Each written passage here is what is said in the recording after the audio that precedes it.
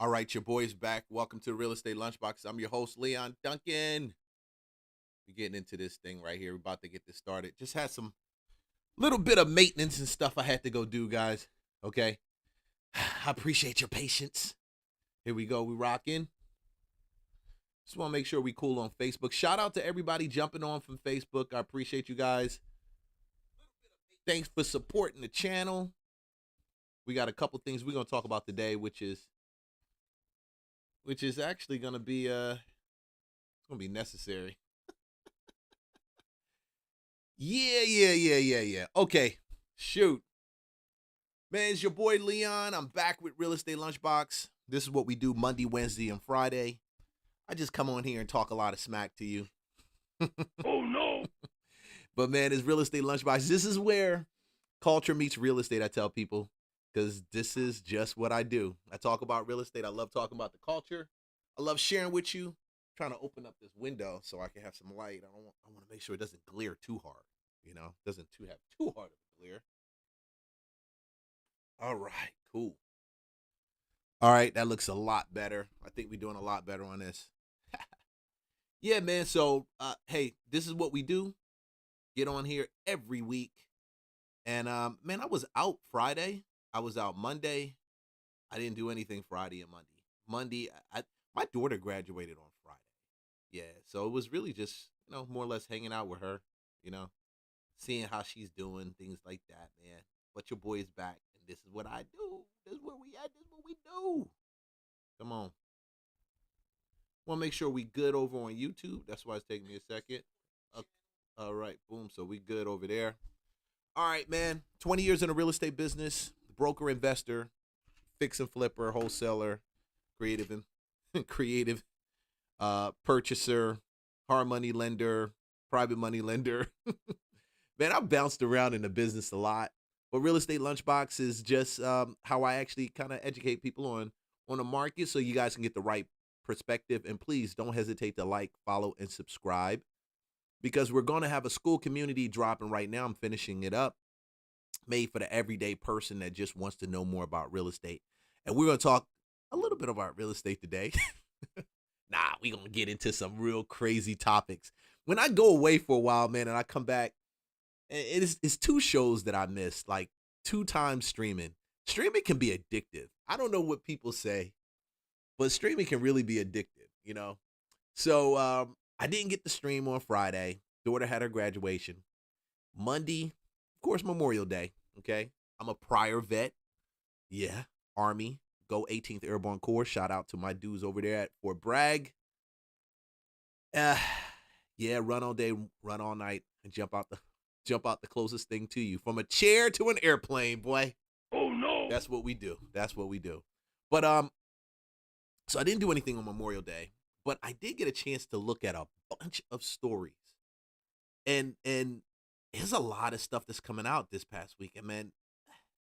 And I looked at LinkedIn. I looked at some of these new jobs that were dropping. We're going to talk about that. We're going to talk about the career shift that's taking place because I know some people they want to buy a house, but they're in a career and it says they got to be there 3 years. So we're going to talk about some of these career shifts that are taking place. Let's talk a little bit about China, okay, and their AI robotic, competition with the U.S. because it's real. It's definitely real. So before we start leaning into some of these crazy off-the-wall topics, because if it's sane, it's not for streaming. Oh, no. If it makes sense, you need to just keep it where you got it. Congratulations. Well done. Yeah, my man. So check it out. Let's start with the first one. Let's rock. Now at 11, from secret messages to pro-China propaganda, the SoCal mayor accused of acting as an illegal covert agent for Beijing for years. Good evening, I'm Micah Omer. And I'm Cher Calvin. The mayor of Arcadia has now resigned and taken a plea deal after the FBI says she admitted to secretly serving the interests of the Chinese government. Carlos Saucedo live in Arcadia for us tonight. Carlos. Micah Sher, the city of Arcadia is without a mayor tonight after Eileen Wang stepped down following these federal charges. Now, she's accused of acting as a foreign agent for the Chinese government, and tonight the Trump administration is weighing in. Arcadia 第三区4 That's Eileen Wang in a 2022 campaign video when she was running for Arcadia City Council. On Monday, the 58-year-old resigned from her post as mayor after being charged with acting as a foreign agent for the Chinese government. The Department of Justice says Wang worked with Yaoning Mike Soon, an associate, to promote the interests of the People's Republic of China, pushing propaganda in the U.S. Among their platforms. Hold on 1 second, guys. Hold on. Hey, what's up, babe? I'm streaming. You good? Hey, baby. I'm good. How are you? Okay, okay. Well, call me when you leave the event, okay, sweetie?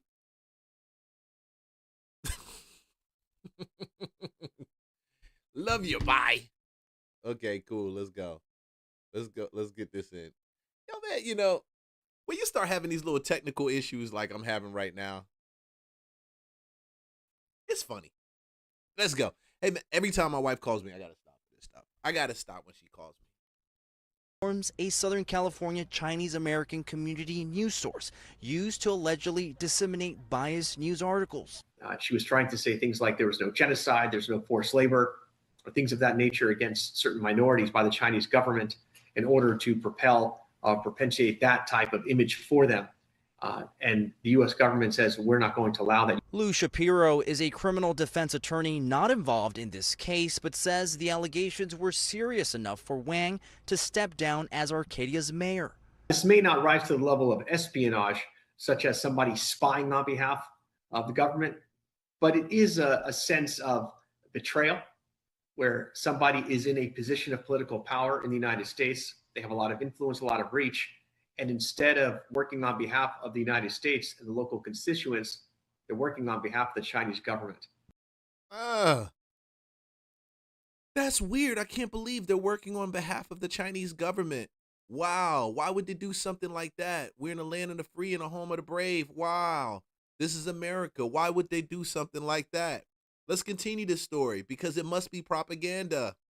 Arcadia city officials call the charges troubling, but say they stem from the time before Wang was sworn into office. It raises concerns for us and for our communities. This also relates to the conduct of one individual. There are no other city council members that are under investigation at this time. The charges have sent shockwaves across the country. FBI Director Kash Patel posted on X that federal partners continue to move aggressively to root out this kind of influence in American institutions. The last thing the Trump administration wants is any sort of Chinese influence into this country. Wow. Do you think so? You mean to tell me we need to stop China from buying up our farmland so American citizens can buy it? Americans can. You mean to tell me we need to stop China from flying these things over our farmland and scoping out the best places for them to actually put people at? Interesting. You know what I thought was so weird about this? Like, I didn't really, it went in one ear and went out the other. And it was like, I saw this and then I turned around and I saw this. And both of them just came together like a peanut butter and jelly sandwich. All right, an update now to a wild story that we've been following. Chinese nationals are taking advantage of birthright citizenship laws, having little Chinese babies on U.S. soil, meaning they are U.S. citizens, but then they take them back to China and raise them there. And right now there are over 1 million children that were born in the U.S. being raised in China. Over 1 million. Think about that. Because this is what's happening here in the state of Texas right now. So I would understand why you would have somebody that's a national for another country get elected into an office as a local council person, become the mayor of Arcadia, which is hint, hint, hint, a California city, okay? And begin to now put out propaganda that helps their national country. Now, on top of this, I also saw a very interesting report, and I did not, and I can I get the video on this, that they just want to pass something in Congress now which prohibits, if you're not a nationally born citizen, you cannot participate in Congress nor be elected to being a senator or holding any of those offices. Now, this is the thing. I really said I was going to stay away from a lot of political conversations when it comes to some of this, because I'm at a place right now. I feel some way about the right and I feel some way about the left. Okay. And I really feel the more important things are, how do we now put money in our pocket? How do we navigate what's taking place with AI and some of these changes?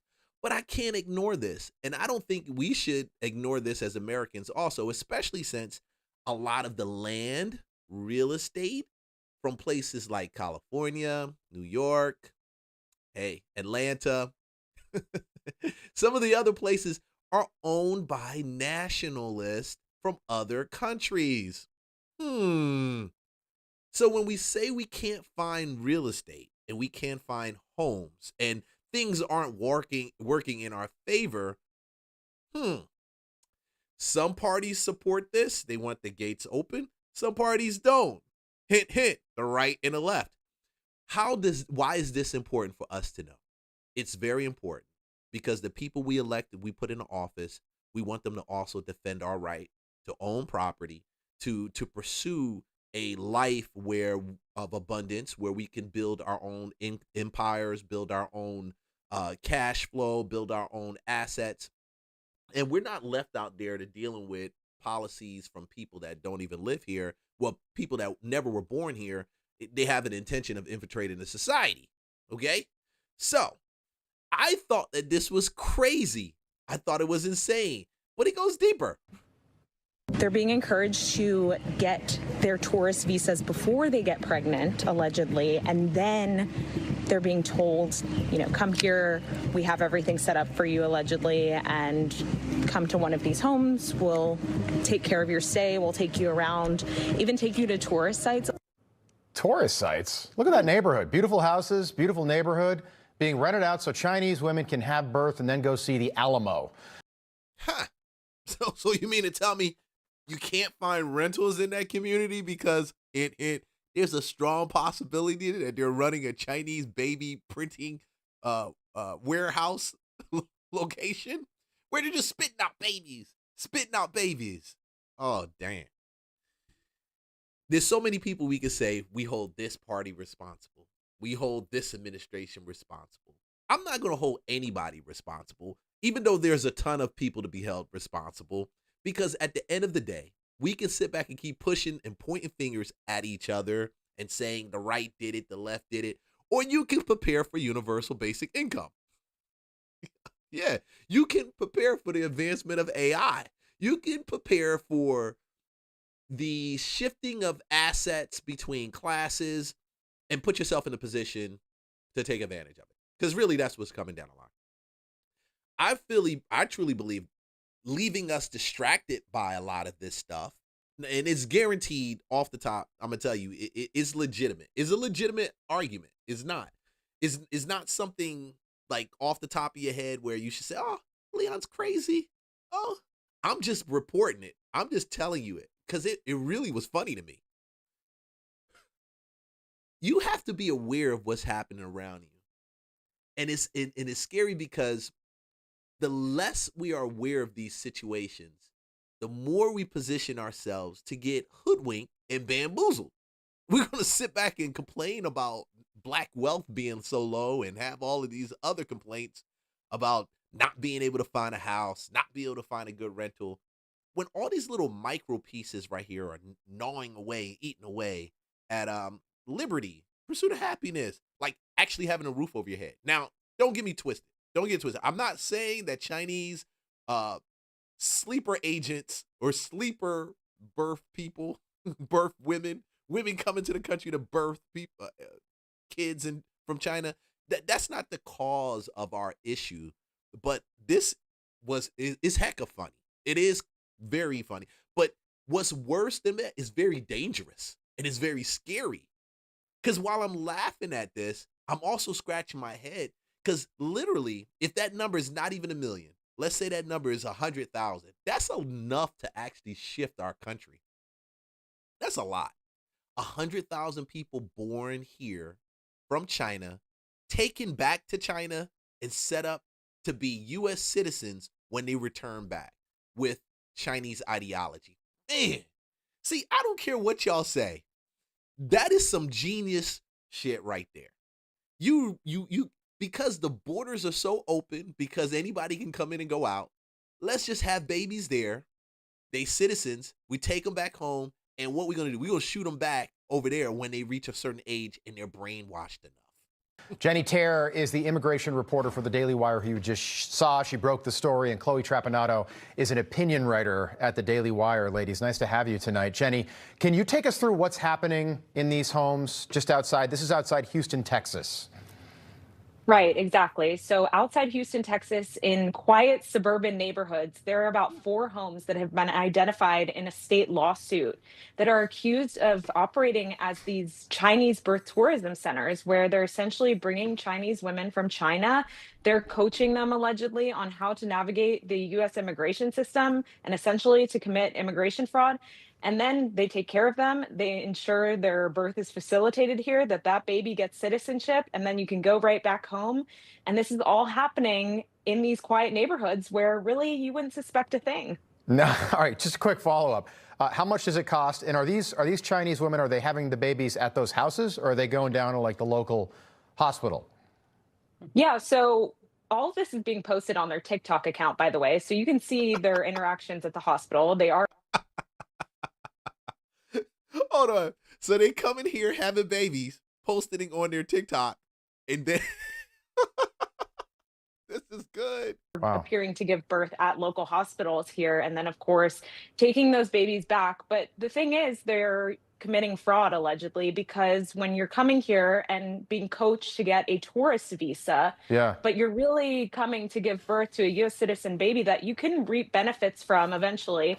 When they turn 21, they can start to apply for status for their parents and Okay. for any siblings. So it's just committing, again, that fraud, but then also you're engaging in chain migration. It's insanity. I think chain migration is the least of the crimes that are being done through something like that. Leave your opinion. Tell me what you think about it. Is it crazy? Did we do this? I know we did this to ourselves. And I think with Black people, we got to realize that this birthright citizenship positioning, it was meant for Black slaves. It was meant for Black slaves. It was meant for us who contributed, our families, our lineages that contributed to the birth of the country, sustaining the country, to actually become citizens of the country that they built. Now, these are loopholes. They are important. They do affect the average citizen. But I do get it at the same time. When you're sitting back dealing with keeping the lights on, keeping your bills paid, not even keeping the bills paid. Yeah, the bills paid, taking care of kids. We got all these kids. Y'all got them running around here doing teen takeovers. Who has time to think about Chinese nationals giving birth to kids in Texas and shipping them back over to China for indoctrination? Who has time to think about it? I know I wouldn't have time to think about it. I'm more concerned trying to get the kids through college and trying to, get them taken care of, bro. Oh no. But this is what happens when it's the banana in the tailpipe. You ever seen that movie, Beverly Hills Cop? Remember, what did Eddie Murphy say? I'm not gonna fall for that banana in the tailpipe. I'm not gonna fall for that banana in the tailpipe. I'm not gonna fall for that banana in the tailpipe. Well, this is the banana in the tailpipe. While you're sitting down there, we're arguing over universal basic income and high income, universal high income, all these different things, which we'll talk more about. The Chinese are shipping in babies. They're shipping out babies. Man, I don't care what y'all say. If you want to talk about how you're going to break down a country, how you're going to take that country down, you got to go by China. China just has the best. They just got the best game, bro. Chloe, also, you got to get that birth certificate. So clearly these people are exploiting our laws. Chloe, why have the kids born here? I know that Jenny just sort of touched on this, but why make sure they're born here and then raise them in China? Why do that? Well, I think they're probably being taken back to the CCP to be indoctrinated there by the communists. And then they come back over here after they've gotten their education by the communists.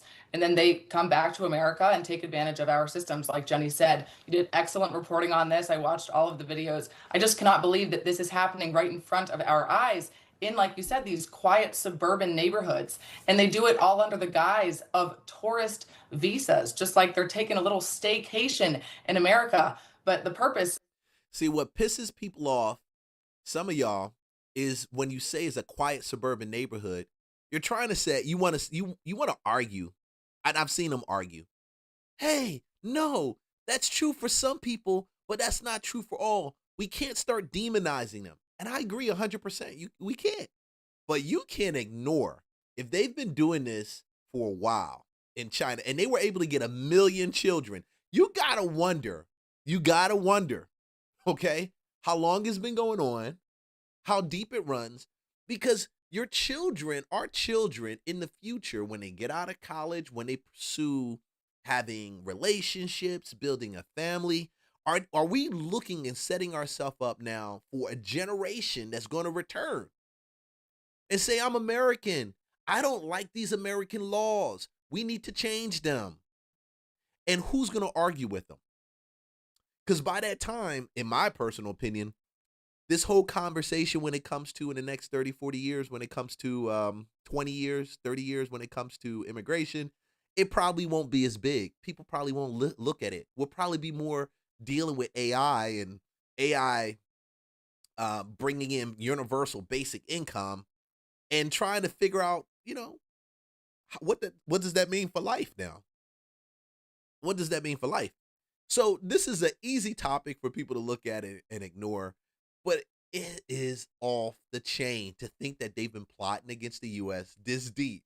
Of a temporary visa is not to steal U.S. citizenship for a child by giving birth in the United States. And of course, all of this comes on the heels of another Chinese spy, Eileen Wang, being found guilty to acting as an illegal agent of the Chinese government. We have Chinese-backed purchasing of U.S. farmland all over the place. So I'm very glad that Trump and the Daily Wire. Right there, what she said. So Chinese nationals have been buying U.S. farmland.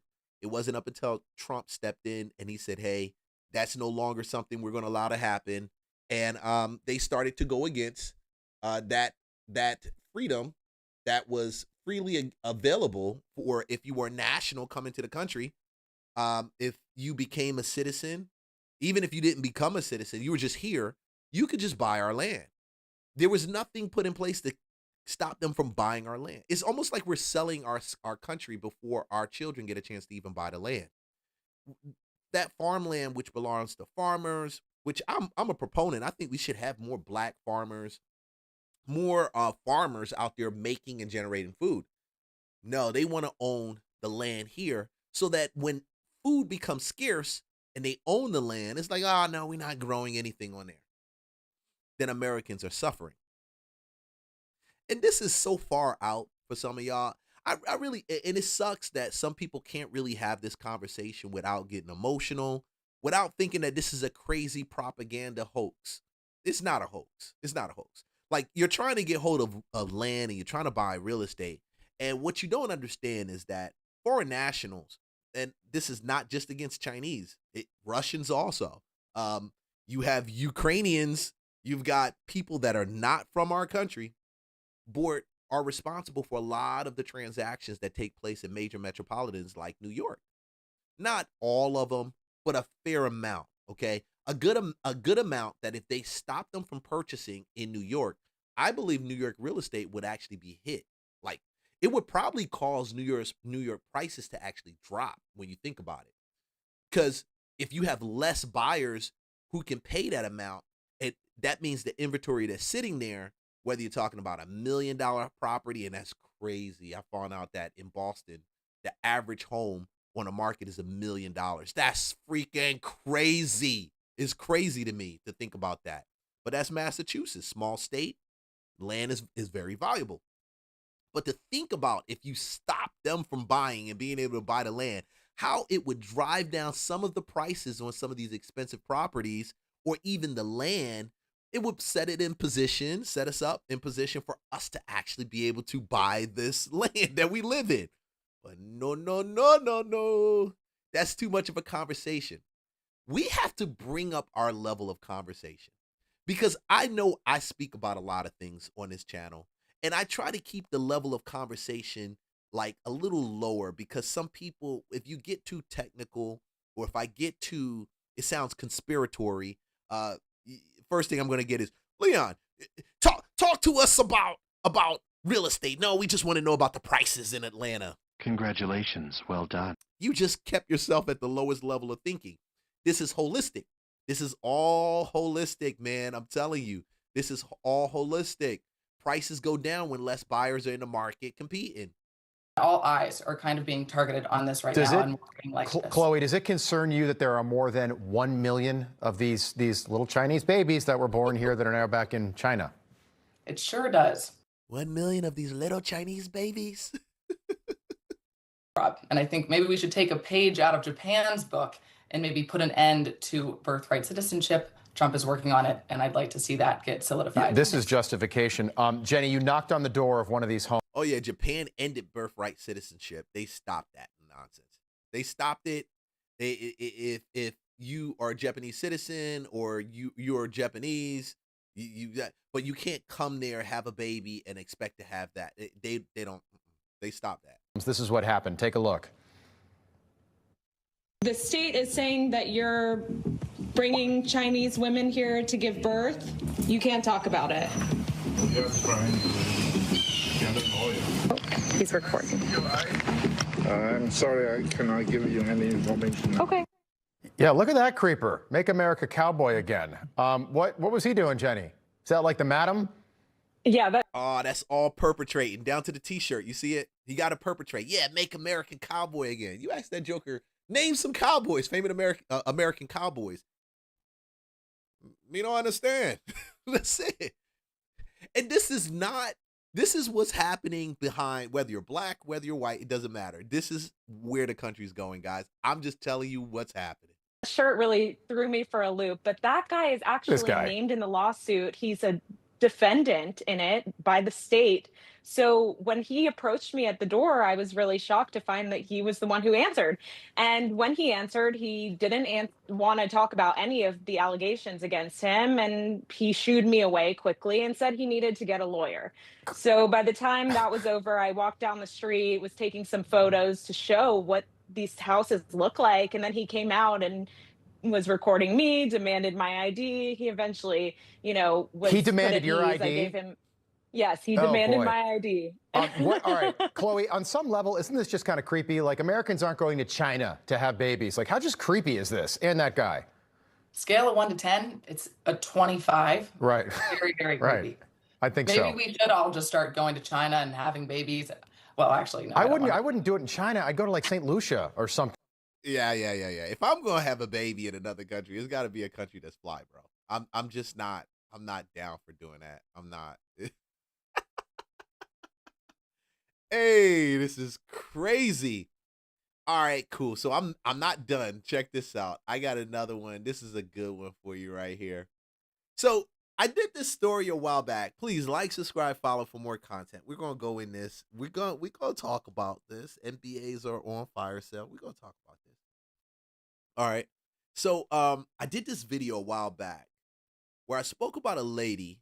She lived a lady. She lived in Pensacola. So she's in Pensacola, Florida, and she got arrested for urinating on Airbnb furniture and uploading the video to adult content sites. Insane. A Pensacola woman accused of urinating on Airbnb property is back in jail tonight as more rental property owners are coming forward saying they are victims. Nicolette Keogh is accused of taking videos of herself urinating on furniture, appliances, and bedding and posting it to adult content websites to make money. Now, with these latest charges, she's now in jail without bond. And she made an appearance in video court today. Brent Carney was there, and Brent, in past cases, Keogh was allowed to post bond, but not this time. Keogh's bond was revoked because of a previous battery charge. That was learned in court today. Pensacola police say more charges could be coming if more homeowners come forward. Nicolette Keogh's story has gone viral across the world. This is a different one, yeah. Pensacola police officer Mike Wood says they arrested Keogh again on Wednesday after another homeowner came forward. Keogh was first arrested in March. Man, look at that face. She looks like Harley Quinn. She looks like Harley Quinn. Yo, she got that Harley Quinn face, man. Tell me she doesn't look like Harley Quinn. Leave a comment and tell me if you think she don't look like Harley Quinn. She looks like Harley Quinn. She looks like she's related to the Joker. And she's doing a bunch of Joker shit, okay? And this is the clown show. See, you influencers, I don't get what's going on with them. A lot of these influencers, they're always jockeying for attention. Always jockeying for attention. Now, granted, attention is a currency. I'm not gonna lie, it is. But I don't know. This is not good attention to me. This is not good attention. After a homeowner claims she filmed herself urinating on the furniture inside 2 Pensacola Airbnbs. Police claim she caused more than $5,000 in damage. This time, the arrest report states she urinated on a leather sofa, multiple luxury. Wow, shorty. Blue coral chair, $500. King size Spartan copper mattress, $4K. The mattress, boy. Twin mattress. So she went from the master king to the twin. She just urinating all over the house, right? Leather sofa, 5 stacks. Sleeper, $4,800. Total $17,000. Now, if you thought Airbnb was safe, this is just for y'all to know. Airbnb ain't safe. It ain't safe. And you know it sucks because I done been to Pensacola on vacation just recently, and I'm wondering if I stayed in the Airbnb. Oh no! I'm trying to wonder. I gotta call my wife and ask, did I stay in the Airbnb? Dude, that's crazy. Imagine fixing coffee in a coffee. Pensacola Airbnbs, all of y'all should be taking y'all shit down right now. All of y'all should be going through your Airbnb with Lysol. Y'all should be smelling everything, making sure it doesn't smell like pee. And it's funny to me because this is the problem we have. We need to bring back insane asylums. That's what I truly believe. We got to bring back these insane asylums, put people like her in there. Y'all need to stop letting OnlyFans in to that state. Y'all banned Pornhub and some of these porn sites, right? Guys were on TikTok complain, you can't get in a Pornhub anymore. And I thought that's like, yeah, that's good. It's the most gross shit I've ever seen. Like, so at the end of the day, we need to ban OnlyFans also. Because you get OnlyFans models doing this crap. If y'all ban Pornhub, y'all can ban OnlyFans too. Y'all can do the same thing. 3 mattresses and a chair at a different rental on Riddick Street. The homeowner told police the damage was $17,395. If you put all the reported crime. Now I wonder if that's cap too. I wonder how much I wonder how many owners are using this as a good escape. Y'all know what I'm talking about. Y'all know exactly what I mean. Oh, baby, go pee over there on that. We gonna say that she did it. Yeah, she was staying here, and we did find out she was staying here, and she peed over everything. She probably never peed in that house. Who knows? But hey, guess what? Airbnb. That's why y'all losing money. Together, police say Keogh's urine caused $22,750 in damage. This has been going on for several months, involving several different properties. And with this latest arrest, there's one more, and we do believe that there's going to be more than that. Keogh appeared in the Escambia County video court to face charges of criminal mischief and felony property damage. She's being held in jail without bond. Pensacola police say social media companies should not allow users to profit off of actions like this. Social media platforms, even adult sites, have rules. And if they had a rule that something like this was not permitted, that would help a lot, because then people are not able to make money doing this type of thing, and hopefully that would put a stop to this. But right now, y'all some freaks. That's why. And I got it. I got why this is cool. I got why she actually is smiling, because she's probably making a ton of money on this.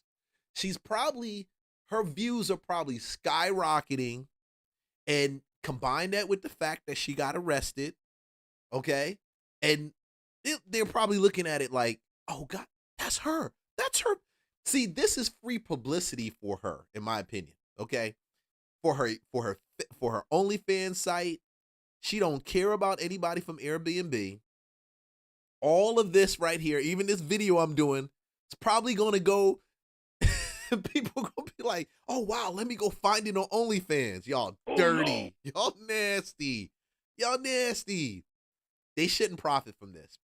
There's some people that worked really hard to get their Airbnbs up, man. They should not profit from this. She should be shut down. Her site should be shut down. OnlyFans should be shutting it down. But I bet this is probably one of the best income generating seasons for her at the same time. Okay, I'm telling you, it is.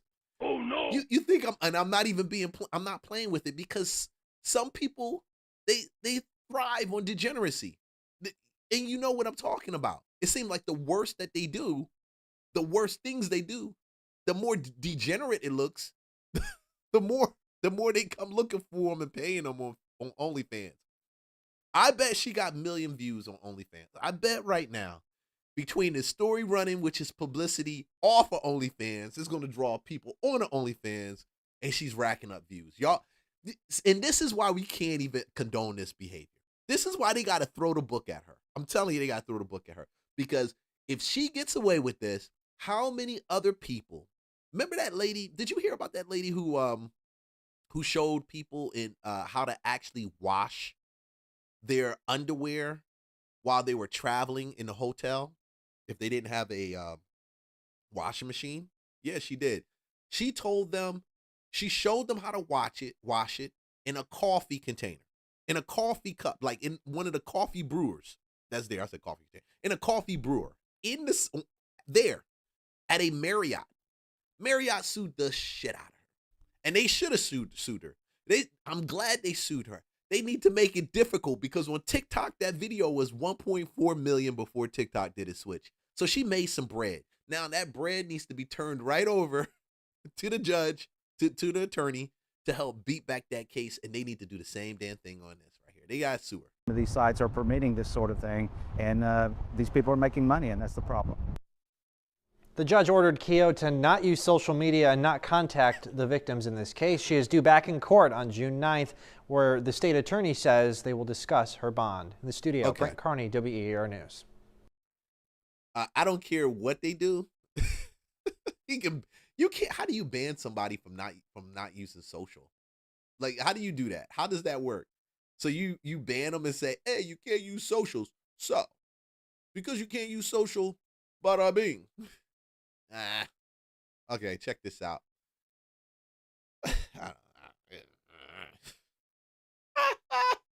Oh, it's crazy. Y'all crazy. Y'all, these people are bananas. Bring back insane asylums. I'm going to make a t-shirt, and it's probably going to say, bring back insane asylums. Bring them back. Or don't bring them back. Nah, I'm not going to say that. That's crazy. That's crazy. But okay, man, like, subscribe, follow for more content. We still going. All right, so check this out. We're 40 minutes into it. I'm going to go out until I'm done with some of these stories. I've been going for a while, so I got to get some of this stuff off of my chest. And I appreciate you guys for jumping in. Please take that survey if you're watching. I'm curious what your thoughts are concerning universal basic income. We're going to talk some more about that. But before we even get into that, right, let's talk about what's developing with the MBA programs in our country. See, I posted this and I knew this was going to take place. And I'm going to play this video, and from there we'll talk. And this is not speculation, okay? And I got a couple ones I'm going to show you. A story comes out by Wall Street Journal, Rob. I don't know if you have it in here or not. I don't think you do. No, I didn't ask you to put it in there. So, story comes out by Wall Street Journal saying MBAs are on a fire sale. Okay, MBAs, Masters in Business Administration, are on a fire sale. Okay, fire sale. Now, When you read this article, Rob, I don't know if you have all the way down to go through the article. If it's not going to allow you, it does allow you. Okay, few things you need to know about the story. More business schools are giving steep discounts on tuition than can save students up to $50,000 or tens of thousands of dollars. So people are like, why are MBA programs getting cheaper and cheaper? Keep going lower and see what's happening here. Okay, keep going lower to the stats. Purdue University, right there, Rob. Please go a little bit up, one paragraph up. Purdue Mitchell Daniels School of Business is knocking 40% off its tuition for next fall, okay? Which makes the 48 credit hour program $36,000 for out-of-state students, down from $60,000, okay? Then UC Irvine. Tuition is down 38% from $48,000 to $30,000. If you go a little bit lower, there's more stories. Johns Hopkins Carey Business School is given a 50% scholarship on graduates from a Maryland college this spring and enter on one of specialized master's program. So they're also going down 50%. Now, why is this? Why are they doing this?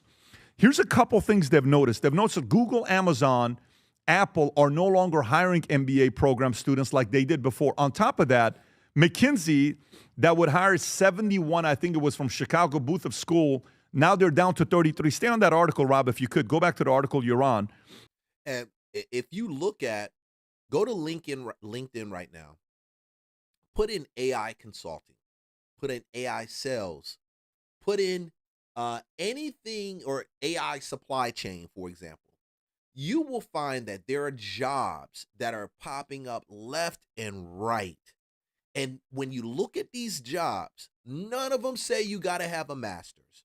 None of them actually say you have to have a bachelor's. You know what they're looking for? Experience. They're looking for experience working with AI. And it blew my mind because I'm sitting back, I think I was doing something outside, and I get this alert because I get LinkedIn job alerts. I worked for a fintech company and a prop tech company. You know, dude, I've been doing a lot while I'm doing this. I'm telling you, I worked for it. And cool company to work for too. Won't even mention the name here. Cool company. Worked on contract for them because I was AI because of my certifications. Bro, I lied to you not. I saw a notification that said LinkedIn, $100 to $127 an hour. I stopped everything. My hands was like, whoa, what the hell? Let me find out if this is true. And it was true. Matter of fact, it's becoming more and more a real thing. If you go to LinkedIn, you'll see these companies are not acting, they're not asking for you to be a bachelor's degree. And I feel really sorry for these kids that spent 80, 60, 50, 35,000 on getting that bachelor's degree. That's why sometimes you got to look at this stuff that we're fed in our society and say, does this shit make sense? Okay. Whether it's buy a ton of real estate and you'll make money over $200, $300 a month in owning real estate, where it's not so much about owning it and $200, $300 a month as it is the tax benefits, depreciation, appreciation gold mines. But bro, this is one of the most biggest scams. And now they got to adjust the price. So I know people that have MBAs. I know people that were looking to get MBAs. Family members are looking to get MBAs. After this, it's like, no, I don't think that's a good move. This continues to go. If you go a little bit lower, couple of the stats that I really liked in this article, Rob, if you go lower, is this one here. The number of graduate students in management who receive financial assistance has been soaring. Watch this. Last year was 47%. 47% of incoming students are receiving merit-based scholarships, up from 32% a decade ago, according to Graduate Management Admissions Council, which, by the way, Tom said something very interesting 2 weeks ago. Did you see the article that came out that said more students are getting A's today than ever before? I don't know if you saw that article. Everyone's getting A's. Ooh. Oh, my God. We're getting... This dude's not lying. Hey, guys, this is a PBD podcast. Patrick Bet David. Go ahead and go over there, like, subscribe. Great content. But he's not lying. I told you my daughter graduated on Friday. She graduates. All I saw was a slew. Now, it is a magnet school, so I got to keep that in mind. But I did see a bunch of honors, AP class guys with and it was, some of them had 2 or 3 honors awards, and it was jingling, like clicking when they're walking up there with the tassels and all of that. Because it's easier to get an A when you have ChatGPT, when you have AI helping you out, writing what you need written or reformatting it so that it's presented properly. Your thoughts are there, but hey, we're going to reformat it. So where's the learning? Where's the true learning taking place? They're not lying. The true learning has to come down from a pool of people that are outside. When I say outside, I mean in the streets, but they're not in these institutions, or they're not coming out of these institutions just jumping into a job. They're coming out of institutions saying, hey, I got a job, I got a degree in business. Why don't I get into the business field? Why don't I go work as a manager somewhere, or work in sales and go up, get to that mid-level? And at that mid-level, I'm learning AI. I got the certifications and I'm rocking from there. But no. That's experience. That's experience. That's why these things are cheaper now, because they want experience. They don't want you to come out and think that you so fly just because you spent a lot of time getting an MBA. While you were getting that MBA, people were out here actually practicing MBA activities, MBA activities, not NBA, okay? MBA, speed it up, listen, activities, and doing that level of work and experience. So when they show up at the job with some basic certifications, they got some basic certifications when it comes to business, but damn, they know how to how to build workflows using AI and how to do these things. They change the game. The game changes. The game is changing right in front of us, and a lot of people will not see it. Y'all won't catch up to it. Smarter. No, we're not. It's these language No, I'm going to say some people will catch up to it. learning models. But guess what number dropped? Grades went up, but guess what test scores drop? Go ahead, Tom. National test scores and SATs. So let me get this straight. So we're getting better GPAs, but our SAT scores are dropping. So what does that tell you? You can't use ChatGPT and SAT. You cannot use ChatGPT while you're taking these tests. SAT, not yet. You want to go a little bit lower. But you feel really good in your little home classroom. Yeah. But if you go a little bit lower, Rob, keep going lower, keep going lower, keep going. Is that it? Oh, my God. There were so many great stats about this MBA program, what's going on. Tom, your thoughts when you see this, MBAs. I have 4 kids. You got a couple of them. We just had dinner with my niece who got her MBA program. She gave not MBA program. She got valedictorian. She gave a phenomenal speech at the school's valedictorian, which shout out to Dylan for screaming the way he was screaming. Everybody was screaming to make sure they knew who was the most special person in that room to us. But MBAs, a parent is asking, Tom, is it worth for me to spend $250,000 to send my kid to get an MBA program for 2 years? No. Not normally. $250,000. Look, the MBA programs have come up in price and they've gone parabolic. They've gone crazy. And over the last 15 years, if you look at the cost of tuition. And what happened was the student loans were available. So I could go get student loans to get my MBA. So hold on, let's slow this up. This is only possible because of what Trump did with Department of Education and restructuring these loans. Listen to what I'm saying. This is only possible because he did that. Now, because you got a bunch of people out here I know that are very intelligent people, but I've seen them not pursue those higher level jobs because of the insecurity of walking in it. Even though they know what they're doing, they still got to sit through the whole interview process or do the application and never get called for an interview simply because they don't have 3 letters on their resume, MBA.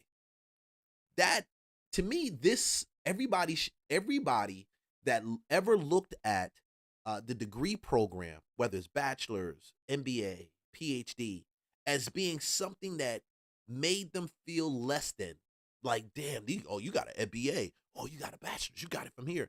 No, y'all should be looking at this and saying, damn, the gates are wide open. When I looked at this, I saw the gates are wide open. I saw the gates are wide open. The smart individuals who didn't pursue these intoxicating high prices for MBAs that they say you're supposed to get after you get an MBA also. I mean, those people should be happy right about now. Those people, y'all should be celebrating, because all this is saying is that we don't want people that don't have the ability to get the job done in that position. And a lot of people have complained about it, even in corporate America. Oh, they're only hiring people out of favoritism. Oh, and I hear it in corporate America, which I don't believe that happens so much as but it does happen. Don't get it twisted. People do hire people. I'm not going to say that it doesn't happen. People do hire people simply because they know them. But this makes it harder. That means now they got to explain to their higher level manager why they hired this person who can't even, who doesn't know shit, doesn't know anything. This is going to flip the school game up. It's flipping this whole thing upside down. Number one. And with getting that student loan, now, guess what? It's like the government's almost underwriting the high cost from the school. So if the government makes it easier, Vinny, for me to get a student loan and you're the college, what's your incentive to be competitive on price? It's not. Just go get a student loan. Yeah, Just go. Trump was right for doing that. Trump was right about that. And I know a lot of people that don't like him, but I can say this is what needed to take place. This will need. Some of these kids don't need to go to college. They need to actually go out into the real world, make their way, and in the course of that, their gifts and their talents, what they could really do, the skills that they develop will now position them to say, okay, I do this well. Let me go to school, get a degree, stack that will actually complement what I do well. And that's all that's being said. So now when they go to school, I believe some of these employers will begin to educate these students. They'll begin to educate them. It's easy.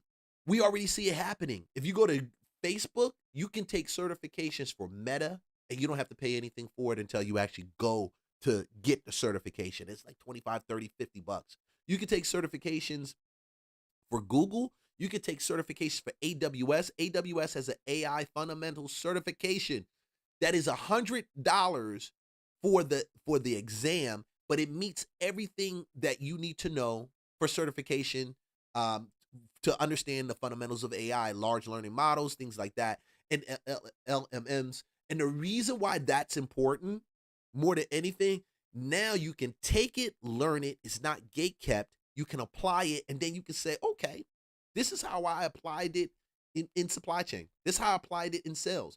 Why is that AWS great? Because we're talking about probably 40%, 50% of the actual servers, probably a little bit more. Cloud backup servers, they're dealing with AI. I'm dealing with AWS. They're stationed in AWS work centers. See, this is a higher level conversation. How do we talk about real estate when you don't talk about the money you need to actually do real estate? And people don't know that you need cash to actually do real estate. Don't believe these guys keep telling y'all you can do real estate with no money down. You need credit or cash flow or knowledge and time. Okay? Knowledge and time, hint, hint. Okay. I'm talking too much, right? Let's go. A student loan. Pay for it. And then they find out what happens is terrible. So prices have been uncontrolled, number one. But the elite MBA schools used to get these big signing bonuses on Wall Street, but now we're hearing that some of those are getting pulled back. Now, some of these kids are coming in for financial aid, and now guess what's happening? The schools are having to look at it. Wow, a lot of these kids are applying for financial aid. How are we going to do this? So they would rather sell something for $60,000 a year than sell nothing with the price on the window that said $85,000 a year. So that's I'm gonna cut that real one quick. of the things. Hold on, let it roll. That's happening. And also to people that are out there, look, it's why are you getting the MBA and what are you putting inside it? There are programs, and I'm not going to pimp for any of them now by mentioning the schools, but there are schools right now. No, what I mean is, if I mention a school, if I mention a school, then people are going to say I'm trying to say something. It's Yeah, I know, right? Do you know what's going on here? And this is the case with many things in our society. Is there's this concept of perceived legitimacy. Mm-hmm. And I think this is what these universities are still running on. Some of them rightfully so, right? But many times it's all smoke and mirrors and fumes. It's branding, right? So why does somebody say, if someone says, oh, I work in this legal branding, marketing, come on, let's go. office and I make 80 grand. People look at that one way, and a plumber who's making 120 grand, you look at it a different way, or an electrician or a mechanic or something, right? It's this concept of like perceived legitimacy or clout or sort of prestige. And that's, I think that is the thing that keeps us from going into higher levels, because we always look for that perceived legitimacy. There's a lot of people that don't do shit that got degrees, and they'll tell you in a heartbeat, I got my degree from Yale. I got my bachelor's degree from Princeton. But they broke. And I want you to understand this. They're as broke as you, probably even broker, because they got debt that's stacked on top of that, because they kept doing this thing, and you know what I'm talking about. Some of y'all got favorite friends that are like that, to beef themselves up and to give them clout in the eyes of everybody else. Oh, I completed this program. What good? That's like reading a book and never applying what you read. You just said, oh, I read the book. Reading the book doesn't give you any clout. What you got from the book, now, that's when the game changes. That's when the game changes. But we've been taught that if you go to a Princeton, you go to a Yale, you inherit now the network of Princeton and Yale. And so I'm not coming against those networks and saying that they're not great things. They're great. But let's be honest, okay? How many people are going to go to Princeton and assimilate into the network, and that network end up meaning $200,000-$300,000 a month jobs for them? Whew. Not everybody. So what does that mean for the people that don't go to the Princeton and the Yale? Bro, you're never buying a degree. You're really buying the name of the institution.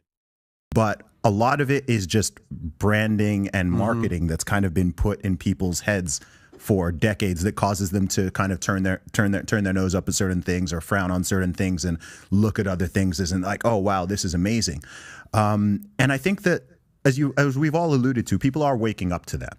And I think this is going to be a generational shift. I think far more younger people say under 40, certainly under 30, are looking at the numbers and are looking at, by now we've had a decade of people coming out of college in multiple countries who can't get a decent job, right? And people are looking at that and waking up to it and experiencing it themselves, and are like, okay, I did this thing. Even if someone's there with $100,000 debt and you're 27 years old, and you're now thinking, honestly, if I'm honest with myself, that wasn't worth it. It wasn't worth me going into all that debt to get my degree in history or fine art. They'll make a different choice when they have children, right? They're gonna. Ooh, yeah. I told my daughter the same thing. I said, it's got to be a technical degree. Because a lot of the certs that are out there will give you the working knowledge. That'll go right to the point, give you the working knowledge you need to actually do the job. And from there, you can tack on top of it a 2-year, 4-year degree, or even a master's. But isn't it something that some of these jobs will actually pay for you to get your master's or pay for you to get your bachelor's, as long as you can make the cut in coming on board and display some type of understanding on what needs to be done in that position. And you have some certification that actually says, hey, you completed this, and you have an understanding, like you can talk the language. That's the biggest part.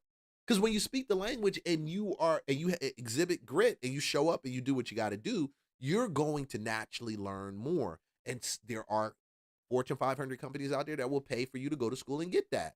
I would rather them pay for it than my parents or me for my kids flip the bill. I just feel like that's so much smarter. Man. Look at that situation and be like, okay, my parents did this because they thought it was the best for me. Maybe they encouraged and pushed me to go to college because that's what they did and it worked out well for them. But look, the world has changed. The game has changed. There's new technology. There's new options. We don't need to kind of keep going down the same thing, because ultimately, when you think about what's really the purpose of education, and I think people get this twisted, right? People confuse. I've said before that education is cheap or free, but college is expensive. People conflate college and education. They're not the same thing. You can be highly, highly educated, very, very knowledgeable, and not have a university degree. You can have a university degree and be very ignorant and naive and not very intelligent. Yeah, I don't know how many They're- people go to college because they want to get smarter. No, it's a return on your investment to have a career and jobs where you can make money. That's it. Yeah, but it's not even. Some of your kids just going to school because they want to experience college. They want to have that college experience. And they don't realize, man, there's a cost to just having that college experience right now. And to me, it's not worth it. It's not worth the exchange. Then it's not even really that practically, right? For so many companies, again, the legacy companies, the college degree is just a filter. Mm-hmm. It's a filter. And I Well, think a lot of those big companies, especially the big tech companies, are no longer exactly demanding that you have a college degree. This is what I'm talking about. Yeah. So they're waking up and going, okay, actually, what do we want to know that you can do the job and do the job well. Mm-hmm. Maybe 20 years ago, a degree was a very good sign of that. Now, for whatever reason, it's not. We want to know, have you got the skills? And so I think that I think there's a disruption that's happening. I think we're in the early phases of it. We've seen it in all of these other sectors just over the last few decades. And I think that the same is going to happen with education. And I think once that perceived legitimacy switches from just being, oh, you have to go to this college or that college, and it just becomes, oh, okay, there's these other options and there's these other ways, and we respect that, and that's valid and that's legitimate, and we don't frown upon that. Then I think the whole game is going to change. I think it's already happened. And I think it'll also cause the colleges to have to respond and react to that, because if they want to keep attracting and getting students, they're going to need to step up their game. They're going to. I think AI is going to be the best thing to happen to your kids when it comes to college. The kids don't like it, and it's crazy that these are young kids that are, and I've seen them booing at commencement addresses when people talk about AI. I've seen all that, and it is weird to me because they're young, the most flexible, or they should be able to adjust at a dime, but it's like they're stuck in a certain tradition. And I get it, because you spent so much money before 4 years ago to go and do this. And AI came on the scene, 2021, 2022, and it was always speculative. Oh yeah, this may do something, may not be done. But at the end of the day, I can understand why they're upset. But guess what? Nobody applied practical thinking before they decided to race down this rabbit hole and pursue this degree. Now check this out. This is crazy. This one is interesting, because this is actually a sitting representative going over how this thing that took place with Department of Education by the Trump administration is actually causing a lot of the prices, not just in the MBA programs, but in colleges, period, to go down. We should be happy about this. Congressman Moore here with another More You Know video. And as you know, as I've talked a lot about, last year we passed historic legislation, the working families tax cuts. But I wanted to share with you some tangible results that are coming from that. And we're going to share a couple of articles about this. But the whole intent for the legislation was to make sure that American families are able to keep more of what they make and be able to, better plan and prepare for their future. And this is something that was a part of the bill that's called, what we did is we provided student loan limitations to the bill. So you would cap the upper limit of what you could take out for a student loan. For a degree program, you were allowed to basically, in most cases, take an unlimited amount of money. You could basically choose how much you want to take, and you were seeing mortgage-sized loans being taken out for a degree program. Sometimes a degree program that actually doesn't earn you enough money to ultimately cover what that was. And so what we did was we put in a limitation to what these graduate degree programs would look like. In the case from $100,000 to $200,000, kind of depending on the level of degree. If it's a more advanced degree, if it's a law or medical degree, it's up to $200,000. And people are like, wait a minute, what if there's some issues there? Well, what we're seeing in less than a year, and we'll link to this article, but it's talking about UC Irvine cuts MBA tuition a significant amount. Their Flex MBA program was reduced by $30,000. Their executive MBA program was reduced by $48,000 to be able. Y'all need to just go over to school. Look, I ain't even got plug into school, find a community that will teach you what you need to learn. Find a good teacher, and you will never be without knowledge or information on whatever you're trying to pursue. You will never be without it. Just find a good teacher.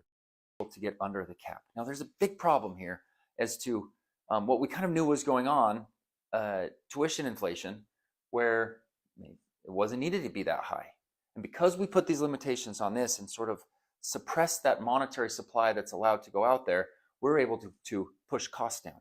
And that's a direct benefit, not only to to parents that are trying to help their kids get into these graduate degree programs, but for the individual to not have to take on so much student debt that they're shackled with a lot less of that as they get into their career. I mean, so like this is a direct one-to-one issue.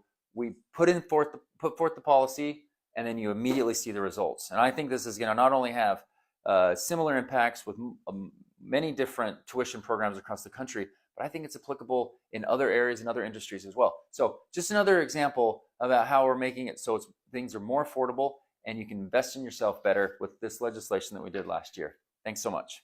Yeah, and that's a big thing. So when we were out here trashing this legislation and it's terrible, it's horrible, and blah blah blah, this was the best thing that happened to school. What you don't know is that some of these degrees are trash. I'm telling you. You already know about Cheyenne Bryant with that fake doctoral degree. Where do you think she gets this from? Where do you think this is out there? There's a bunch of other ones out there with these fake doctoral degrees. They're doctors by award. Okay? They did the training. What did she say? I did the training. I paid for it. I earned this. No, you didn't do your clinical. No. No, you didn't do your dissertation. See? But they will get your money. And they've been taking our money for years upon years, taking our money. Oh, guys, come on. Like, subscribe, follow for more content. I'm about an hour and 8 minutes into this. I got this, and I'm going to drop this real quick because this is... when I saw this video, I'm going to react to this because the girl who does this, she's on point. She nailed it. And y'all want to know who to blame for what's going on right now. Who to blame? I'm always trying to get y'all to blame somebody. Let's go, man. Let's just focus on this. Let's go. I've been seeing a lot of videos on Instagram and TikTok of people talking about the cost of housing being out of control, the cost of rent being out of control. Now, I'm all about the bullshit and the laughs and giggles, but check it. You're talking to a very accomplished real estate broker. I'm a broker in 17 states, and I actually represented Fannie Mae during this infamous real estate crash. Come on. Just to give you an idea, I'm a broker just in Georgia. She's a broker in 17 states. There are a bunch of states where all you have to do is get reciprocity and you just pay the money. In most cases, they'll give you the license. But there are states like Florida where you got to go and do a certain level of, education when it comes to their legal portion because they deal with waterways and they deal with the sea. So you got to know a little bit more. But that's a big accomplishment. You can't downplay it. 17 states, that's a lot. And if she worked and represented Fannie Mae, I give you perspective. I worked for brokers who represented on teams that represented the asset management companies. And those asset management companies, hint, hint, their seller or their clients were Fannie Mae in some of these cases. Go on. For the state of Georgia. The exact person that you can blame, if you want to blame somebody, for the housing situation being messed up, I'll give you a hint. You probably got a bedazzled t-shirt with his face all over it. Now, it was Barack Obama. Now, am I a Republican? No. Am I a Trump supporter? No. But do I have information? Do I have firsthand accounts of what went on? Oh, yes, I do. So stay tuned. During the infamous housing crash, there was a thing called the Protecting Tenants Under Foreclosure Act. If you were in a property and you were renting it, you were able to stay in that property. If you were a homeowner and you lost a property, you were allowed to rent that property and be able to stay there, ironically, for about 2 or 3 years, so that you could get yourself together. So if you were one of the 8,000 homes, you probably had me come to the property and negotiate a rent with you and manage the property while you were there. Now, that was, we're talking 09, 010, 09, 2010, 2011, probably more like 10, 08, around that time frame. The market's falling. Don't forget, the market is crashing. We're talking about the great real estate recession. A lot of instances, these tenants and sometimes these homeowners, after a year or two, were able to gather their finances and they were able to want to purchase the property. That sounds logical. So after about a few hundred offers would always be denied, I'm on a conference call and I ask and I inquire, why are we not allowing these people to buy their homes that they've been living in? Like, why are we doing that? You want to know what I was told? By Fannie Mae. I was told that they have direct instructions to not do that. And so do you want to know what happened sometime later? They were pooling these properties in pool sales, and you had to have between 10 and 50 million dollars in escrow in order to bid on a house that somebody was living in that was $60,000, even though that family were offering $60,000 cash to buy their home. Ooh. Did you hear what she said? You had to put 10 million to 50 million to the side in escrow to be able to buy these pool of houses, and that's what we were doing. I mean, I remember distinctively a friend of mine calling me who was an agent. Lee, I just sold 60 houses in this portfolio. I was like, damn. Now, I wasn't at that time. I had stepped out of real estate. I'm working corporate America sales, doing some stuff. Market's bad. I got 3 kids. I am not going to be running around here trying to convince y'all you need to buy that. If you don't want to do it, that's your problem. But when he called me and said that, I said, damn, what the heck? And that he did it because he was able to sell that portfolio to a hedge fund that had the reserves in that amount and were able to buy it. We're talking about 2009, y'all. Come on. But who would have that type of money, Summer? Who would have that type of money? Because it ain't nobody up here in the A. Oh, I'll tell you who had it because I represented them. China, South Africa, Australia, hedge funds from outside entities. I had no idea that America was for sale. Ooh. And the Obama administration totally is the one that put it on the market. And ooh. Okay. She's right. 100%. When I moved back to Georgia from living on the beach, I go back to the beach, Lord. Living on the beach. The home that we rented was owned by a French company, and they had, I think it was called Spirit. They owned roughly, probably close to 1,000 homes stretching in the Sun Belt. Roughly about 1,000 properties. So we're paying our mortgage. And when we asked them, hey, you need to have some stuff right here. I think I smell a little bit of mold in the attic. Oh, well, we don't see anything out here.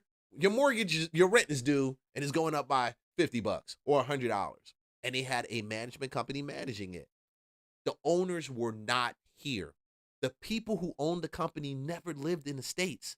They just bought it throughout time. Now, this is 2015, 2014. I'm moving back. I'm moving here and I'm looking and we're renting this place. This took place when they bought it back in 2009, 2008, and rented it for years upon years. So when I start these programs and I talk about China buying up farmland, I'm not coming at China. I'm coming at the rule that allows people to come into the country and then buy. I don't care if you're from if you're from Tibet, if you're from China, I don't care if you're from Singapore, I don't care if you're from South America, I don't care if you're from the Baltic region, I don't care where you're from, Austria, it doesn't matter. At the end of the day, they're not Americans. They didn't sacrifice for their kids to go to school. They don't have anything that's happening right now. Now, granted, there's a balance to this. I'm gonna tell you, because I truly believe that the market recovered faster because these institutional buyers were able to come in and pool and bring the market back up. But would the market have recovered? Yes, I believe it would have. Because like she said, you had a bunch of people already that had the ability to buy these homes, but they couldn't buy them because Fannie Mae had already decided that they were not going to give these properties to the people who had been paying rent to them over that time, and showed and displayed that they had the ability to secure a loan to actually purchase it, and were sending in the offers for it. They wanted to sell it to outside entities that weren't American. It was all about the dollar. This is greedy crony capitalism at its highest. And it happened right in front of us. And you can't sit back and say, all I can do is talk about it now, because you can't point a finger and say, oh, China's bad and Germany's this and all this and Canada's doing no. That time for all of that is completely done, because they wouldn't have been able to do it if the laws allowed and put in place by our government said they could do it. If the government protects the people, then guess what? The people can prosper. It goes back to who you put in the office, guys. Who are we putting there? Is going to affect your real estate money. I don't care what nobody says. I said this is going to harm Americans. Like, why do you not want Americans to be able to buy this property at these low rates? And I also was told, because if you have a father who makes good money and his wife, the mother, makes good money, and they're not paying high prices for where they live, and they're saving money, and now they are opening businesses, and now the wife's not working, taking care of the family, it changes the dynamic and the course of how America is built, and we don't want that. So basically, you want people to stay in debt, and you want them to pay these exorbitant prices. This was all by design, y'all. By design. So that is all by design.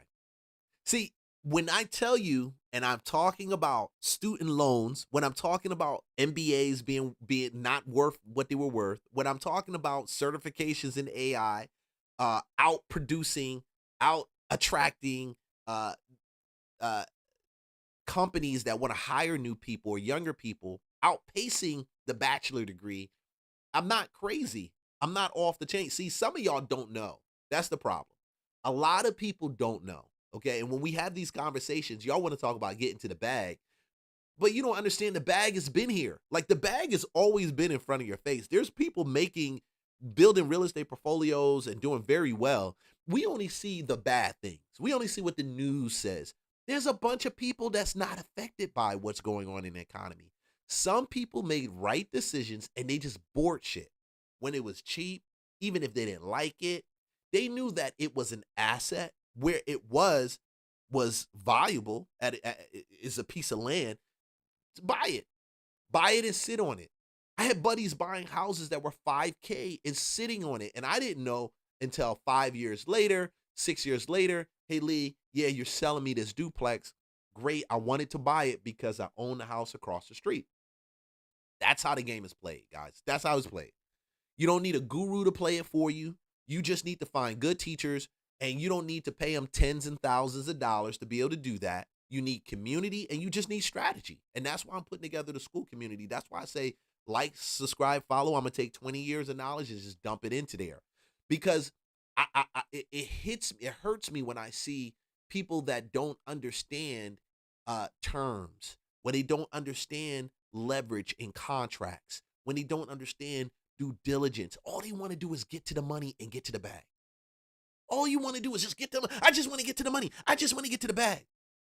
But when we talk terms, when we talk earnest money, when we talk how to strategically put together a deal that's creative so that now you don't have to be concerned with going out and jumping out alone, and you're not doing anything foul to the people who own it, and you're helping them out and being of value to them, and they're helping you out, being of value to you, and everybody's winning. You think it's crazy. You think it's crazy, man. I'm not going to get too far. One that listened to me during that time, think back, Stitch's video. If you was one of them people, I told everybody, there is something up. Will you please buy whatever property you can? I don't even care if you like the bitch. Buy it. I did the same thing. I bought a house for $100,000 and it's worth $415 today. It's not even the normal rate of inflation. So I was right. that something was amiss. So ask yourself, did you know that about 30% of real estate is owned by outside entities, these hedge funds? The reason why you can't find a house is because they're coming in with 30, 40, 50,000 over asking price with cash, and you can't find a house? You never ask yourself, why did the housing market, why did a basic dusty ass trap house go from 100,000 to 300,000 overnight? Ooh.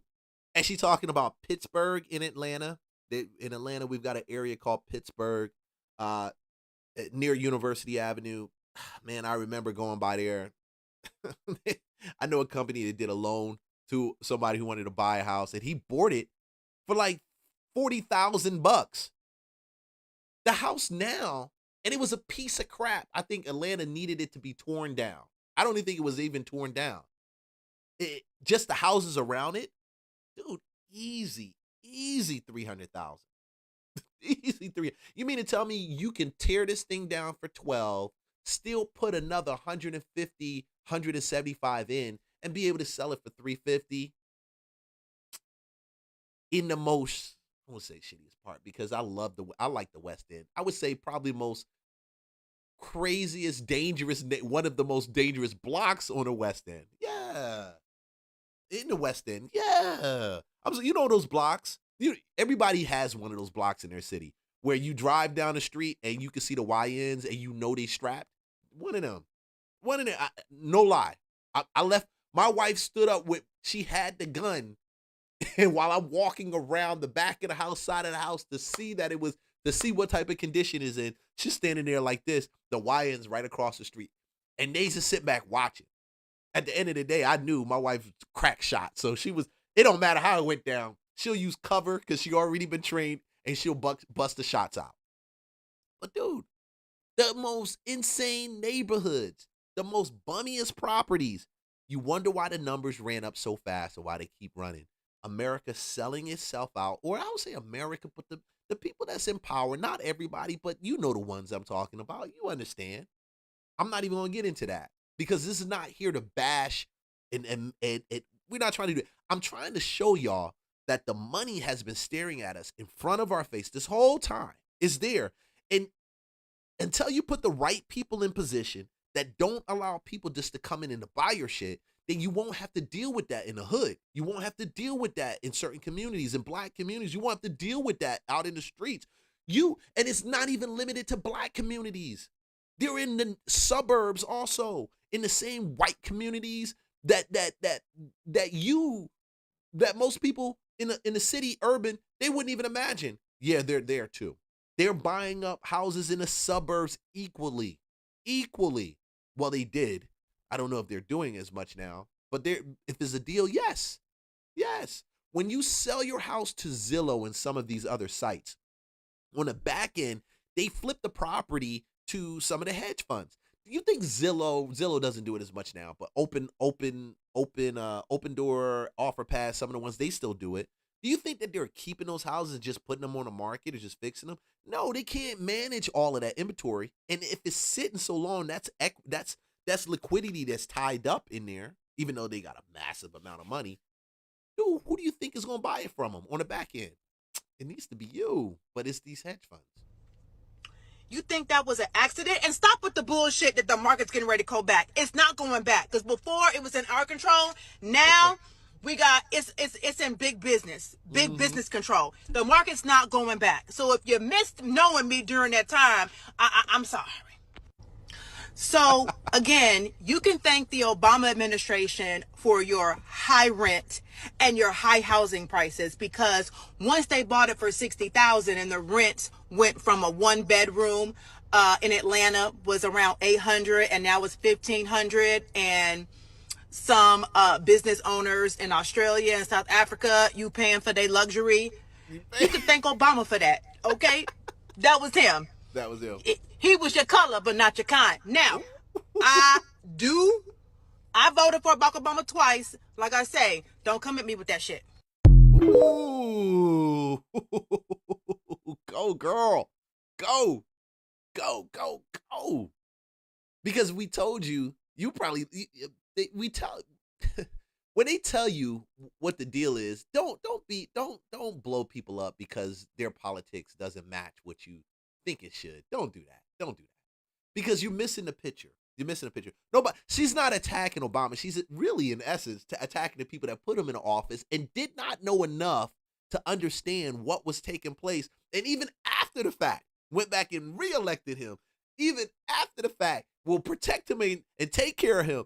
And you won't be critical to the point that not just his administration, because I can't blame it all on him, but the CEOs, Fannie Mae, the banks, they allowed this to happen.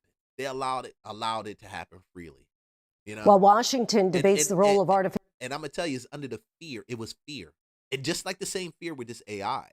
AI is making a lot of people afraid right now. Some of y'all can't even use the bathroom without getting afraid. Y'all got the runs, baby. Oh no.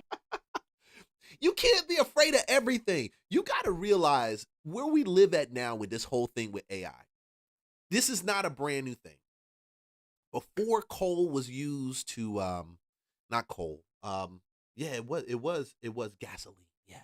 Before gas, when gas was curated so that it can be used in the lamps in homes. Before that, when Rockefeller owned that, and you had some Carnegie, some of them were battling over railroads and how to use railroads to transport oil that for heating homes in cities, and it was a lot going on during that time.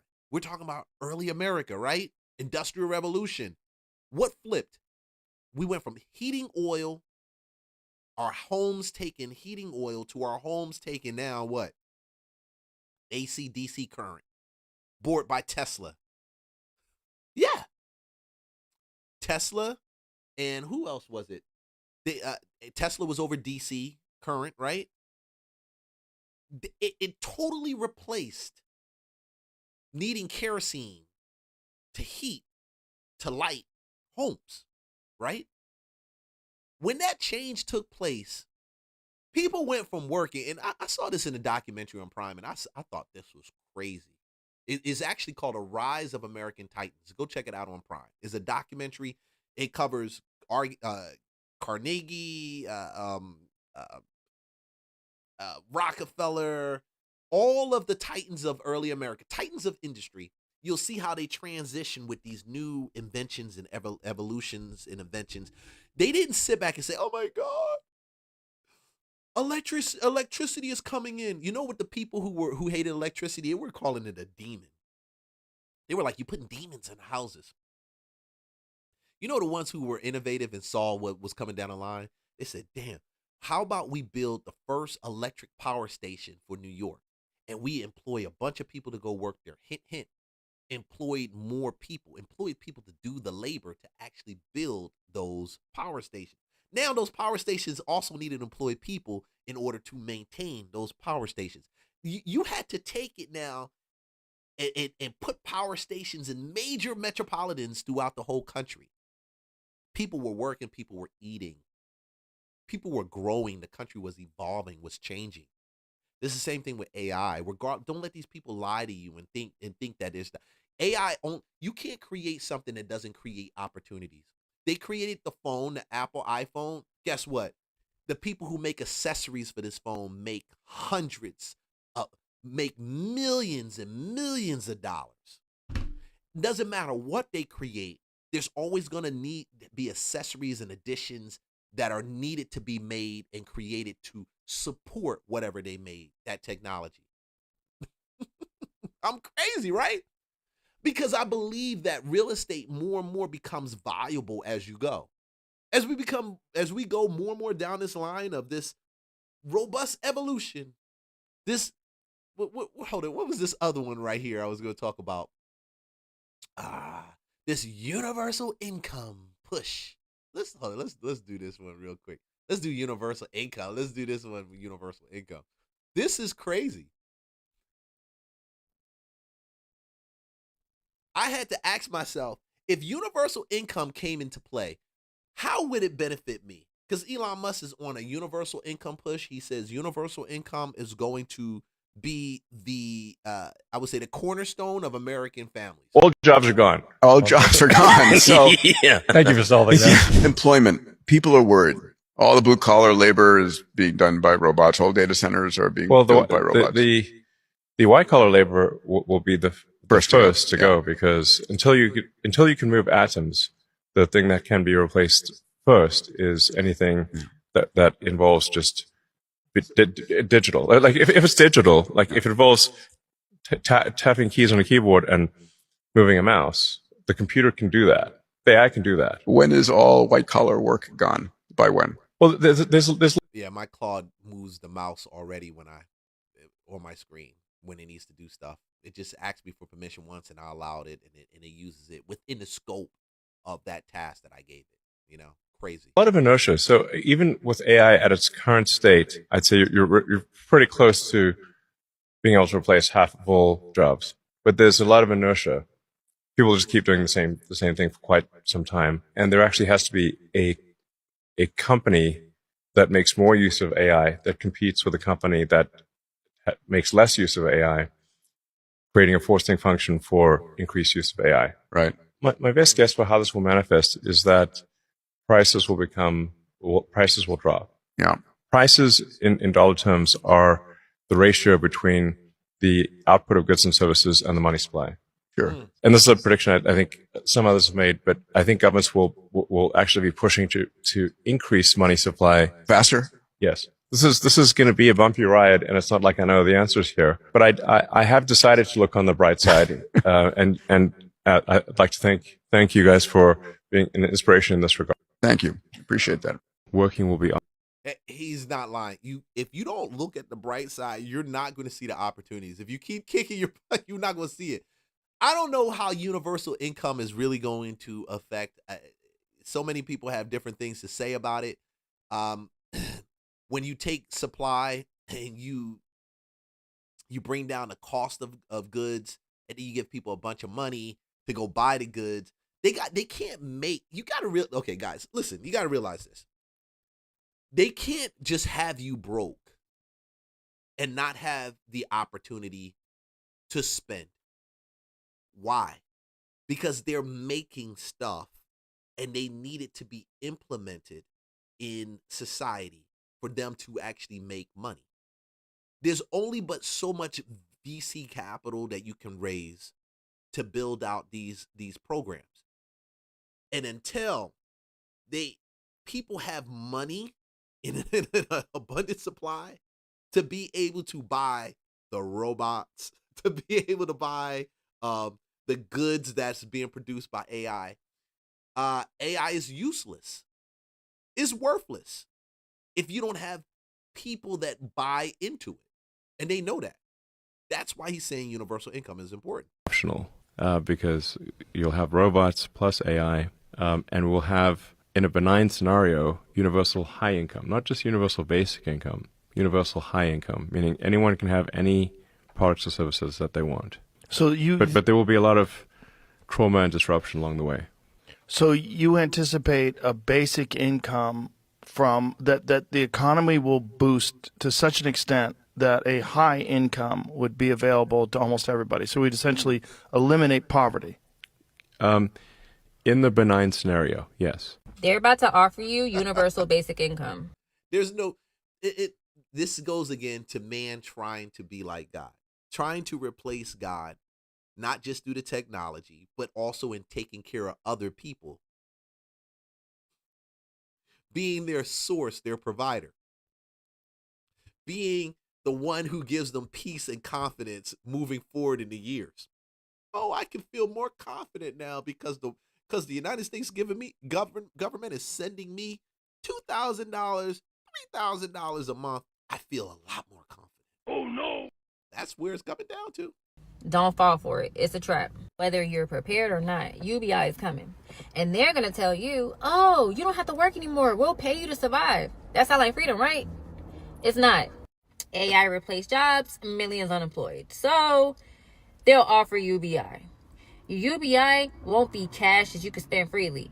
It will be digital currency controlled by the government.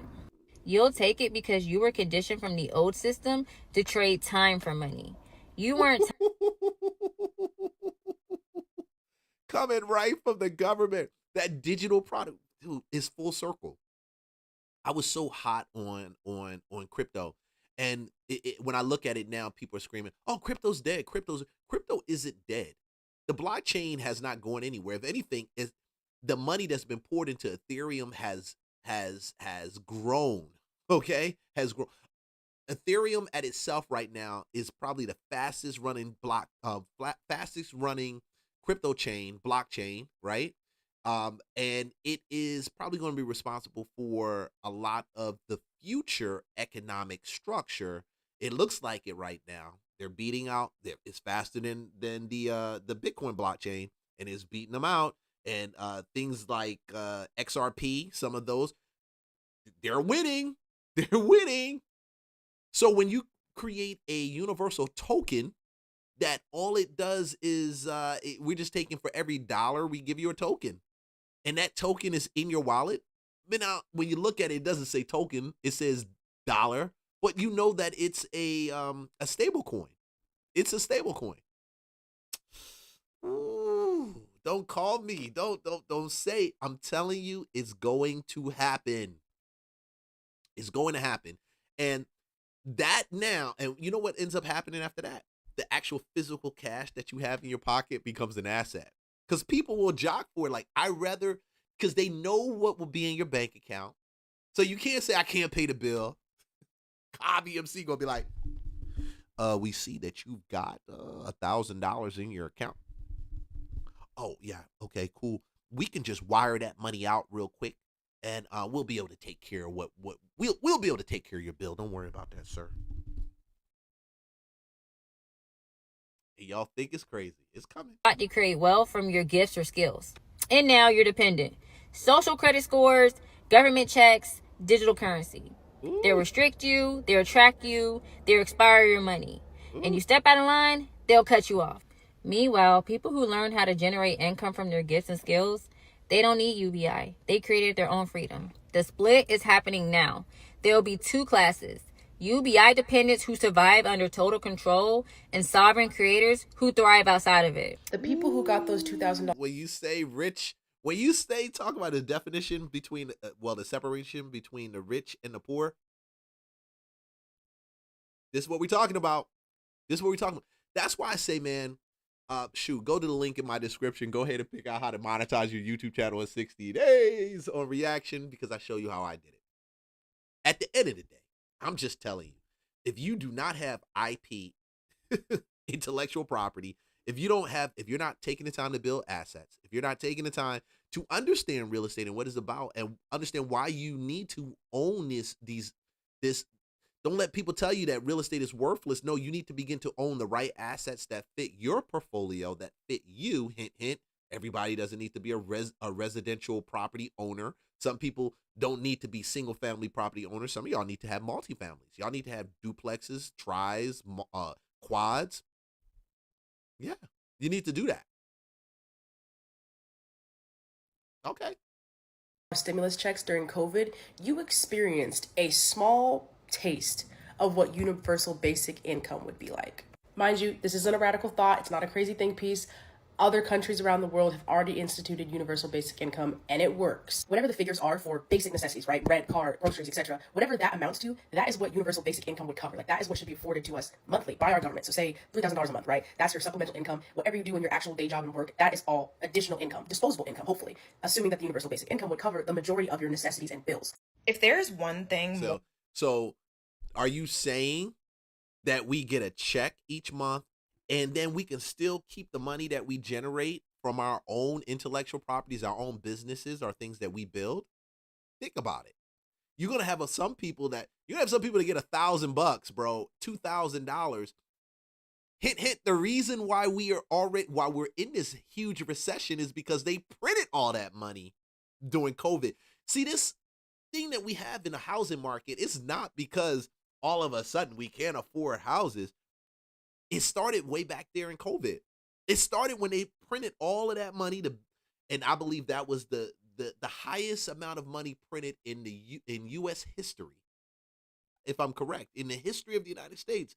COVID printed more money we printed more money during COVID than we did combined since the foundation of our country. So you're going to tell me we're going to print money every month and send out a check to people to pay their bills. So we're going to supplement the companies, right? So what ends up happening to the people that make money already? Do they also get a check?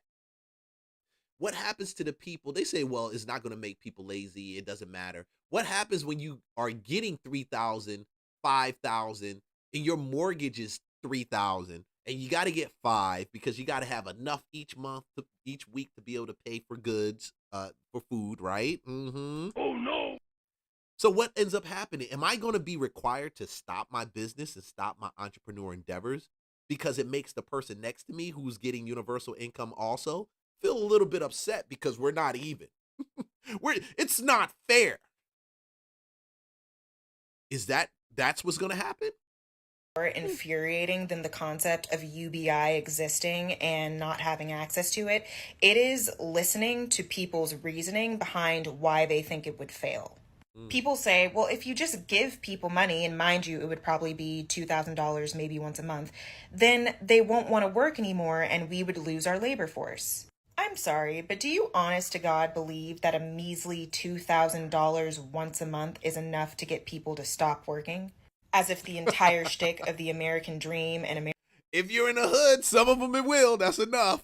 They're going to flip that. They'll be like, yo, bro, I'm going to take that 2 stacks and I'm going to go flip it. And then it's going to turn into 10. Then I'm going to take that 10 and I'm going to roll it over again. We're going to get this pound. It's going to turn into this. Then we're going to take. Hey, I'm just telling you. American culture isn't greed and constantly wanting more while instilling in us the idea that not working or having a good work ethic is a character flaw. I live in California and $2,000 doesn't even cover 90% of apartments in terms of rent. And I'm talking the roach infested ones.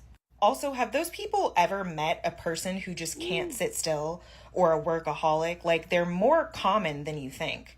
Like, at the very least, UBI would diminish the number of houseless people, but you still need a car in most cities and states, and you still need stuff to fill up your house, and college is also a thing.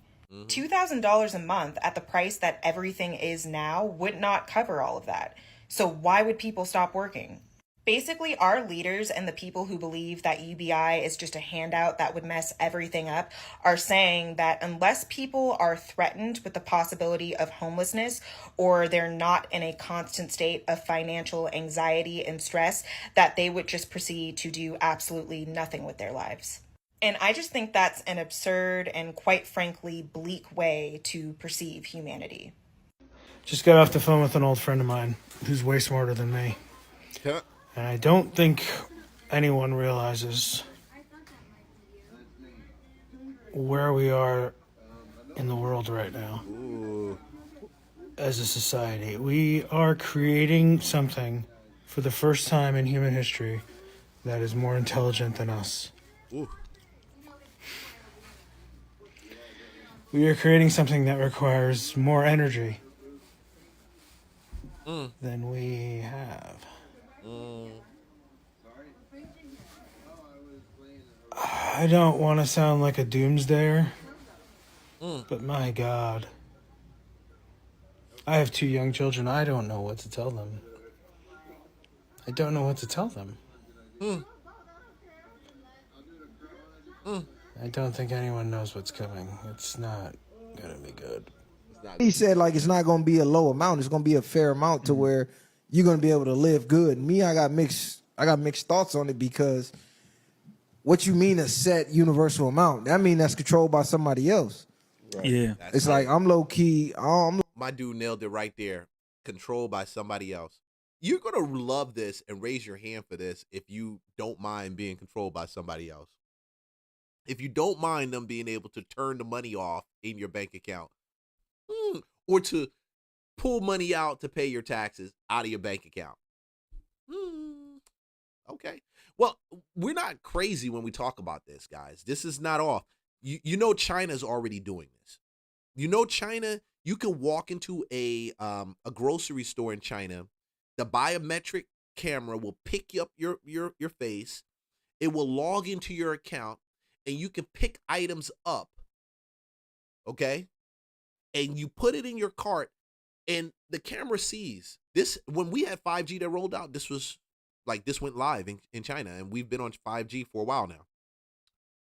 It will pull the money out of your account. It'll look into your grocery cart as you walk out the door, because you don't have to go and talk to and check out through a checkout line. Hint, hint, less checkout tellers, people that are there, and it will charge your account. And you will go home and not have to worry about anything, because it charged your account when you walked out the door. It saw your face. Bro, I'm not.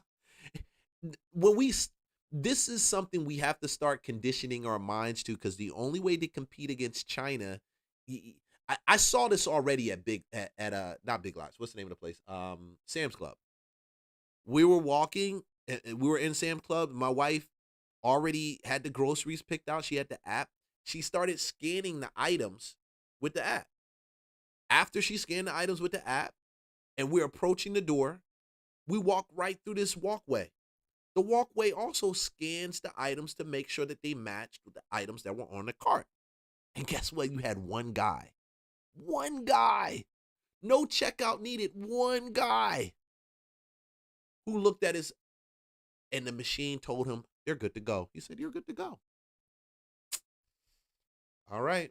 Okay, cool on that. I ain't gonna lie. Give me a chance to go make whatever I want to make. Well, I think, like, we talked about this when we were talking about the Optimus robots.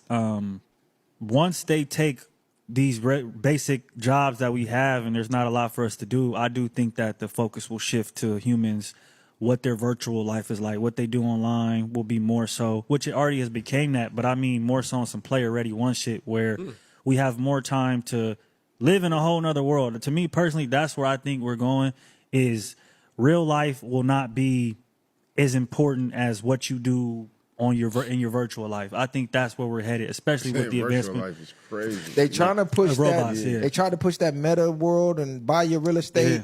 People still wasn't really going for it, but I'm just more so focused on the universal set income, because one, who's in control of that?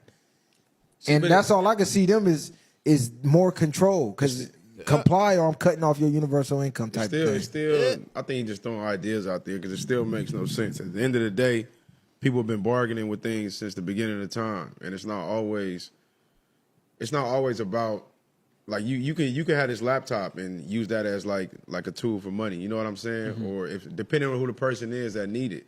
So I don't think that's really gonna happen. Because what's the set income? You get paid the same shit every month? No, that's what I'm saying. So all of us is gonna get paid a universal, meaning it's all gonna be the same set income, basically enough, whatever they delegate is enough for you to live off of, buy enough food, entertainment, travel, because that's where it get tricky. Because they dictated how much you should get. They dictated how much you need for entertainment. They dictated.